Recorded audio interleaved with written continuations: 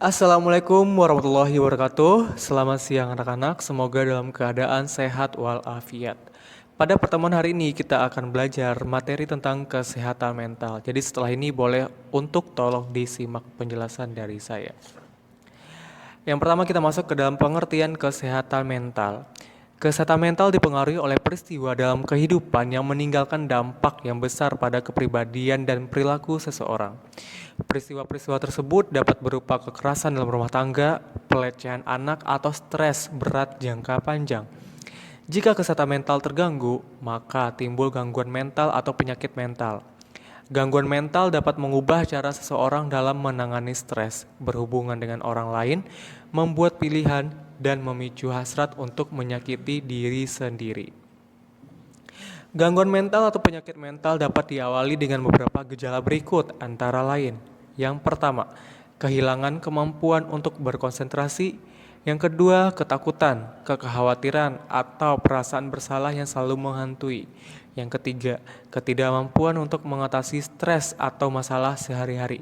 Yang keempat, marah berlebihan dan rentan melakukan kekerasan. Yang kelima, memiliki pengalaman dan kenangan buruk yang tidak dapat dilupakan. 6. Memiliki pikiran untuk menyakiti diri sendiri atau orang lain. 7. Menarik diri dari orang-orang dan kegiatan sehari-hari. 8. Mengalami perubahan suasana hati drastis yang menyebabkan masalah dalam hubungan dengan orang lain. 9. Merasa bingung, pelupa, marah, tersinggung, cemas, kesal, khawatir, dan takut yang tidak biasa. 10. Merasa sedih, tidak berarti, tidak berdaya, putus asa, atau tanpa harapan. Yang ke-11, perubahan drastis dalam kebiasaan makan seperti makan terlalu banyak atau terlalu sedikit.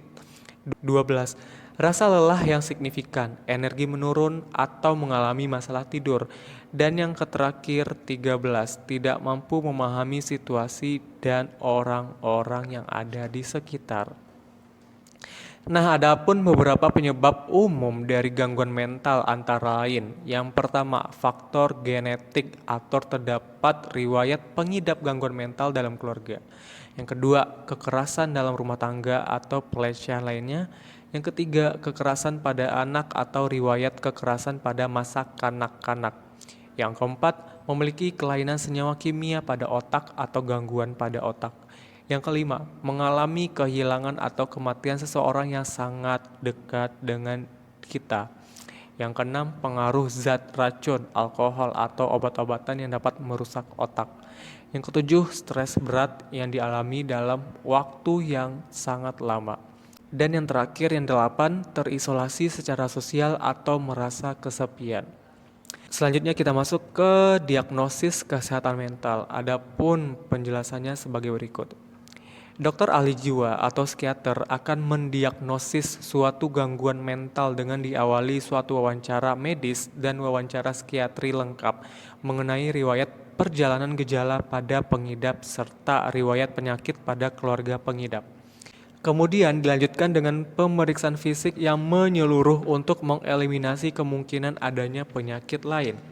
Jika diperlukan, dokter akan meminta untuk dilakukan pemeriksaan penunjang seperti pemeriksaan fungsi tiroid, screening alkohol dan obat-obatan, serta CT scan untuk mengetahui adanya kelainan pada otak pengidap.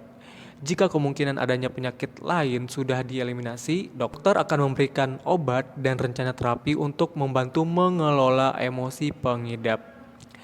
Nah, adapun beberapa upaya pencegahan yang dapat dilakukan untuk mencegah gangguan mental, yaitu yang pertama, melakukan aktivitas fisik dan tetap aktif secara fisik.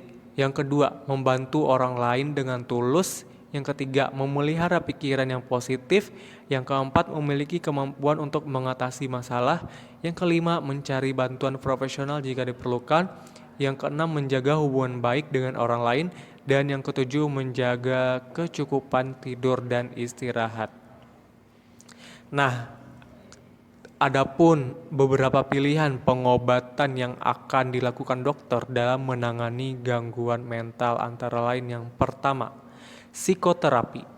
Psikoterapi merupakan terapi bicara yang memberikan media yang aman untuk pengidap dalam mengungkapkan perasaan dan meminta saran. Psikiater akan memberikan bantuan dengan membimbing pengidap dalam mengontrol perasaan. Psikoterapi beserta perawatan dengan menggunakan obat-obatan merupakan cara yang paling efektif untuk mengobati penyakit mental. Nah, lanjut di poin nomor 2 yaitu obat-obatan. Pemberian obat-obatan untuk mengobati penyakit mental umumnya bertujuan untuk mengubah senyawa kimia pada otak. Obat-obatan ini umumnya dikombinasikan dengan psikoterapi untuk hasil pengobatan yang lebih efektif. Jadi poin nomor 1 dan poin nomor 2 ini berkesinambungan. Yang ketiga ada rawat inap.